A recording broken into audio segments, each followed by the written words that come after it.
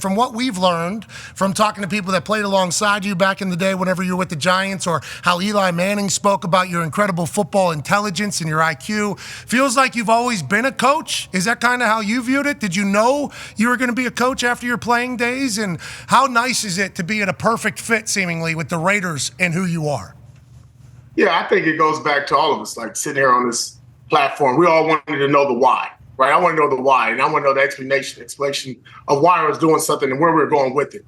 So that way I can explain to my teammates while we're out there on the grass in between the white lines. That call comes in, 30 seconds prior? They're sitting there guessing what's going to happen. We're about to watch what's going to happen. And sometimes you go with your gut. So all those guys I played with, I kind of like leaned on them throughout my career. I was fortunate to play with some really talented players. Think about Bruce Smith, Deion Sanders, Jesse Armstead, LeVar Arrington, Darryl Green, go on and on. Like, I've been around some real dudes, man, Strahan, those guys. So what I learned was how to be a leader, but then also use what I could do mentally just to make us a better football team. Did you know you were going to be a coach? Did you feel like you were going to be a coach? Because AJ over there, obviously all-time leading tackler for the Green Bay Packers, he has openly said, just like me, like, never going to be a fucking coach. Never. The amount of time and everything goes in. It feels like that's got to be something within you. Did you know you were going to be a coach?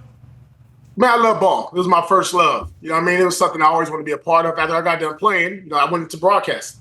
Right? I did that for 8 years. Kind of like you guys. Put the makeup on, look good. Talk to everybody. What you mean? You got a little powder on, baby. Now, come on now. No, this ain't spray tan either. I'm just naturally like this right here. Huh? Naturally red, Antonio. Naturally red. Some of us don't have that. But look, honestly, I knew I was going to stay around the game of football, and that was going to be something I wanted to do my entire life.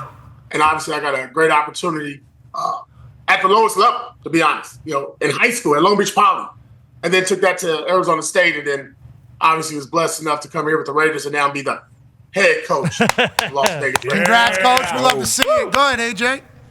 I know you leaned on some legendary coaches as well. I know Tom Coughlin, I believe, was helping you out throughout the year and throughout the whole hiring process. Marvin Lewis, I believe, is on staff. Like, how important is it to have some of those guys around that you can lean on and kind of bounce ideas off? Listen, there's nothing like experience and guys that's been there and done that, right? So for me, those are gentlemen that have known me since I was 22, 23, 25, 26 years old. And for me, that was important to sit there and be able to bounce things off of them, ask ideas. Okay, look, this came up. What would you do? Is there anything different? Do I need to look out for this? I don't want to make mistakes. We get one opportunity for the most part to be a head coach in the National Football League. Some guys are fortunate to get more than one. But for myself, I'm going to take advantage of all my resources and go that direction. Yeah, you seemingly had success immediately becoming the interim head coach. We talked to Maxx Crosby. He said you brought back the Soul Train line and the hoop in the locker room, and you even numerous times, you started with the Raiders chant in the locker room. It's like, how easy of a decision was it for you to be like, the Raiders is the Raiders? What are we even talking about? Let's get back to who we are, and let's take pride in it. And how much did Mark Davis love that from you? And, like, how do you feel about the transition back into who the Raiders actually are, it seems like? Yeah, well, first of all, just like what AJ talked about, why former players don't want to coach? Because it's not fun. You forget the love of the game and why you're doing it. And you put in all these hours and you don't have the enjoyment of doing it, right? Guys win a game Sunday and coaches are mad about one or two mistakes. Hell no, we just worked our tails off for 6 days to get to that victory Monday, right? See you Wednesday type speech that we talked about. And I think with our guys in our locker room, and you talked to Maxx Crosby, you probably talked to Devontae, we just needed some excitement and some joy and some love for the game. I said, man, go back to when we was in Pop Warner, fellas, and you didn't know what the hell the play call was. You didn't know what your dad was telling you, where the ball was. You just went and got the ball, right? You just took the ball into the end zone. Keep the game simple. It's not a very difficult game, but more importantly, love what you're doing, love being around one another. And when I look at the Raiders, man, it's swagger. It's confidence. It's in your face. You know what I mean? Like, what are we talking about? Like, when you wear the silver and black, you know what time it is when you walk in the building, right? So for us, it's like, man, that's what we need to do. We need to intimidate teams mentally before the game even starts. And then obviously we got to go out there and play. Do you feel like you have the locker room for it? Felt like it was an immediate response from the guys in the locker room whenever you kind of asked them to become what the Raiders have been known for whenever they were successful, but maybe lost their way a little bit.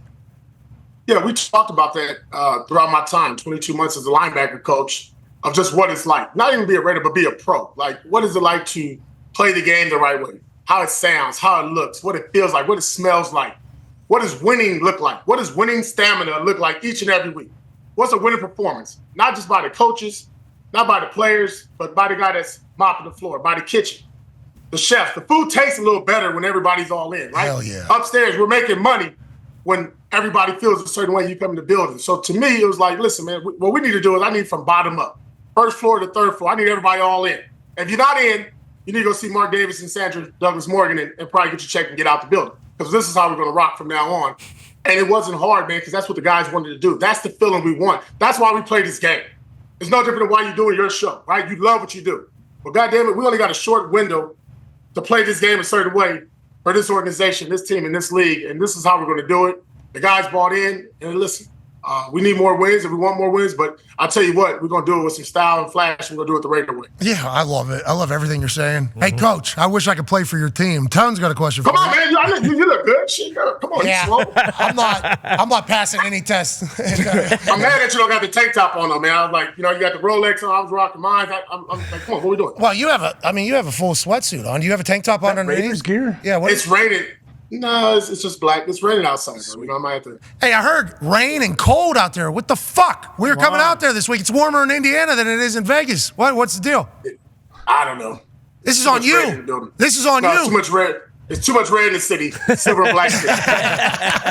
Football gods, I understand. Go ahead, Tone. Coach, you talked about Devontae and Maxx Crosby and them coming out and basically saying, like, we don't want to be here if AP's not our coach. What did that mean? How'd that feel for you? And are those your leaders, your two leaders moving forward? Yeah, I mean, that's huge, man. I mean, for those guys to step up, that speaks volumes for them, that they're comfortable in their own skin, knowing that, it might make everybody happy in the building. I'm sure Mark Davis didn't like that. And, we talked about it afterwards. And I think there's a way you go about it. But I think what it shows is that we were connected. We all see the same thing. We all want the same goal, and we see the same vision of how to get there. So when you got somebody in place that you're comfortable with, that you feel is pushing you to that level to get where you want to be. And at the end of the day, listen, it's all about winnings and productions, right, fellas? I get the whole glamour and all that, man. We're about winning. I mean, our goal is to try to get and be the best team in this division. And we know we got to go through the team in Kansas City. And number 15, it starts with those guys, and we got to knock them off each and every year, along with the rest of our division. But to have your two best players, not on the Raiders, but in the National Football League, talk about you. I mean, that little pressure on AP now. We got to come with it. We got to do a good job this offseason. Hey, Max. But yeah, listen, look. Max was saying he was trade me. Fucking trade me. Yeah. Bring he's No, don't do that, though. Hold on, slow down, Max. That's not how you give a phone call, but we're good. Don't go there yet. It felt like it was just a natural fit, and then obviously with what the player said. But Ty has a question for you. Yeah, Coach, going off all that, then there were the reports right after the season where we were saying, hey, this is a slam dunk. Hire this guy right now. It just makes sense. All his best players want him to be hired as well. Then there were the reports that a couple other teams brought you in for interviews. What was that process like, and was it kind of just a formality? Was it always Raiders or bust for you? Well, I tell you what, just to go through that process, I think, and what I told Mark is, told him very simple. Like, I don't want Mark making a decision based off the noise or what he's feeling pressure to do. I said, when you make your decision, I want you to go home at night and sleep well. Like, that's my guy. I made the right decision. No second guessing. If you second guess, let me go. Let me walk. And we had a great conversation about that. I think the formality with the other interviews was a great process for me. I didn't want to cheat any of this process. I wanted to go through it. I wanted people to poke holes in me and my process and what my vision was for a football team in the National Football League and get feedback, right? Because I know it one way right now, right? And that's the Raider way. But it's good to hear from other people, other GMs, other organizations of how they see things, what they see when they saw Antonio Pierce and the Raiders for those 9 weeks. So for me, great feedback, obviously great opportunity for me to get better, but Mark Davis and Raider Nation know where I wanted to be this whole time. Okay, so because we thought that there was a chance that Mark Davis said, you've earned this opportunity to go interview somewhere else, and why don't you go see what it's like and then come back home? What did you get a chance to take away from other places? Is there stuff you're going to take away and kind of implement with the Raiders, or did you guys see how it worked last year while you're in them, and it's like, let's build upon that? Yeah, I think what I got out of it was just the processes, right? How you look at your staff. What's your philosophy in the draft, free agency? How do you build a team? How do you set the culture? How do you maintain the culture? How do you work together with people within the building? How do you get together with the communities and get out there and outreach and do things of that nature? So, and then also when you talk to other organizations, everybody runs their place a little differently, right? It's kind of like, wow, okay, you do that. You don't do that. That's really cool what you do. And you take and say, all right, look, what can we do better, Mark? What have I seen or I've heard from outside? Because again, really a tight-knit group of owners and organizations where they don't really talk, right? Nobody, it's all these secrets and these back channels. And when you kind of infiltrate that a little bit and get some information, it makes us better. Yeah, and obviously, whenever you have a high football IQ and you see what's good and what's bad, because some people see stuff and it's like, oh, we should implement that, and it's shit. Yeah, it makes it worse. When you're a football genius, from what people say about you, that's not you saying it, that's what your teammates say about you, and an incredible motivator. Can't wait to see what the Raiders become, because the AFC West is a fucking monster right now. Go ahead, AJ. Yeah, hell yeah. Come on. Go ahead, AJ. Hey, once you were named the interim head coach there, was there any doubt in your mind that you were going to become the full-time head coach? No. I told Mark the day that we talked on October 31st that I was going to blow his mind, that he didn't know what was about to happen. I kind of laid it out to him what we was going to do each and every week. I was very upfront. I'm really big in communication. And I told Mark exactly what we're going to do and how I see games playing out in our mindset. And let's go to that Christmas Day game. I told him to a T what we were going to do to that offense. I told him how we were going to finish that game. I felt it. Our players felt it. We built it up all week. We learned from our mistakes, a month prior when we blew a 14 lead at home.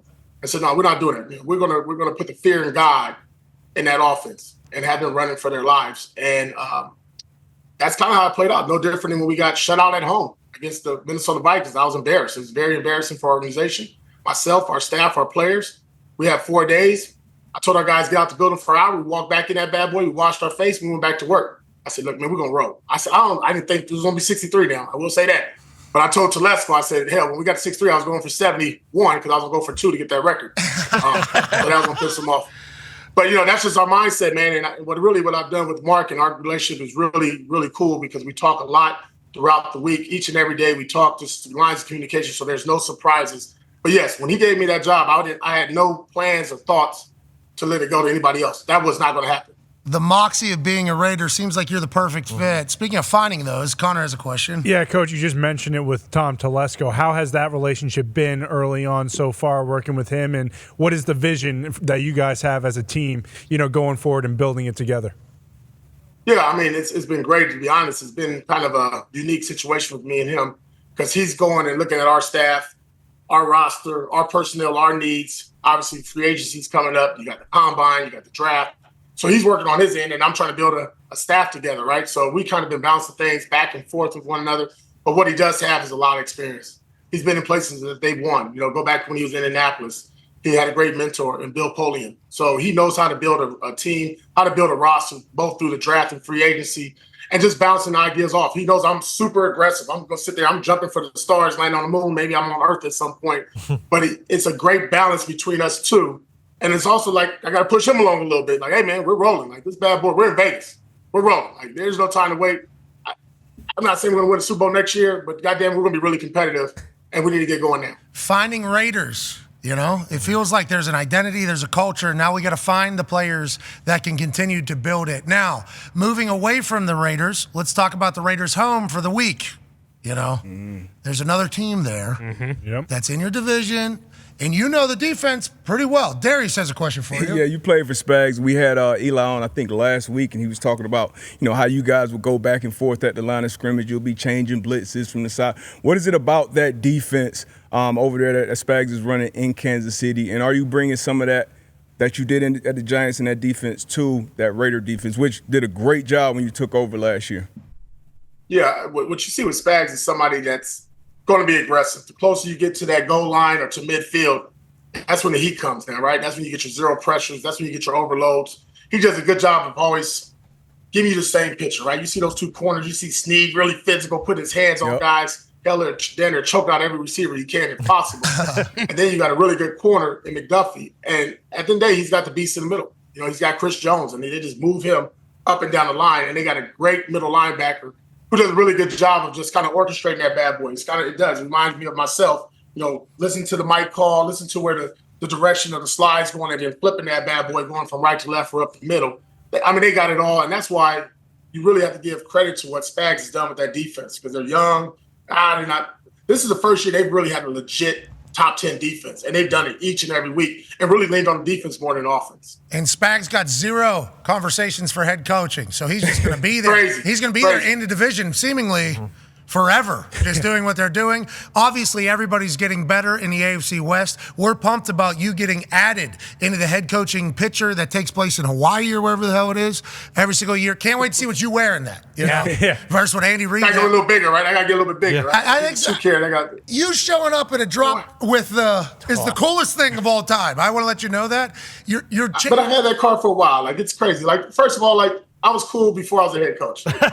You're changing, man. You're changing it all. That's what we're talking about. You're changing it all. And you're not just doing it like in a bullshit way. You teamed up with Circle K this week to give back to the city of Las Vegas and all the people that are kind of behind the scenes. This is a beautiful thing. As soon as we heard about this, we were like, we'd love to talk about it, love to spotlight it. Why'd you get involved with Circle K, and what are you doing this week for the Super Bowl behind the scenes for the people that are working? Yeah, I think you just hit on it, right? With Circle K, it's always about the people behind the scenes. Everybody knows the front runners, who's there, who's making all the calls. But it's really about this cup right here, right? And this is the only thing red I'm going to really hold around this week is because of Circle K. But more importantly, I got a little something here. It's not coffee, right? It's not espresso, but it's a $250 gift card for all these people behind the scenes. I'm going to walk around down here on the strip in a bit. I'm going to hand out this gift card to some people like, hey, man, look, you need to go ahead and join up with Circle K and myself, giving back to the Las Vegas community. It's always about the people that are behind the scenes, the bottom. I call them not the bottom feeders, the ones that nobody talks about, no recognition, but they're the ones that really make this bad boy work. And obviously, if you know my story, comes from that underdog mentality, the underdog world. Well, these are people from behind the scenes that people don't give enough credit to. That tonight and today, that's what we're going to do. And then you can check out my social media. Got some cool stuff coming later, man. I'm not going to quite tell you guys yet. Gotta wait for the surprise. I can get my followers up a little bit more in likes, but you know how that works. We'll do that on my social media. Hey, active. I was checking out at Antonio Pierce on X. You're active in there. Hey, he's active. Hell yeah. Come on, grow it. How many coaches are active on social media? Like, the other key part, that's how you follow your players. That's where you know where they're at. Hey, where you at? Yeah, but they're all doing it like from a ghost account. You're doing it from your actual account, which is why we appreciate what you're bringing to the NFL. The future is bright. You're the man. Thank you to you and Circle K taking care of the people that are doing it out there. And enjoy this entire offseason as a head coach, pal. Enjoy. Man, I got work to do. Let's go, man. Let's go. Shit, I'm fired up. All right, I hope it's fucking miserable, dude. Ladies and gentlemen, head coach of the Raiders, Antonio Pierce. Yeah, coach. That's awesome. Enjoy it. What are you talking about? This ain't fun. Yeah, the work to do. All right, we'll try to look around at least. Try to smell the roses. Smell the roses. If Super Bowls are won like just off of mentality, like they're gonna win. Yeah, I'm a big fan of. I can see. He's acting 100% as himself. Yeah. And it's like Mark Davis is like, this is what we need. I'm sick of this shit. Yeah. This is why, you know how much money I'm paying these coaches that aren't here anymore? And I don't even know where the Raiders are anymore. It's like, we need to get back to when I was a kid. Whenever I was around here and everybody feared the Raiders and there was an identity and a culture and at least we knew what we were getting. It's like, I hope it works because I appreciate whenever brands do things like this, which is get back to who they are and not be scared about it. Like, he's not scared to be himself. He's confident enough to be himself. It's like, I hope it works.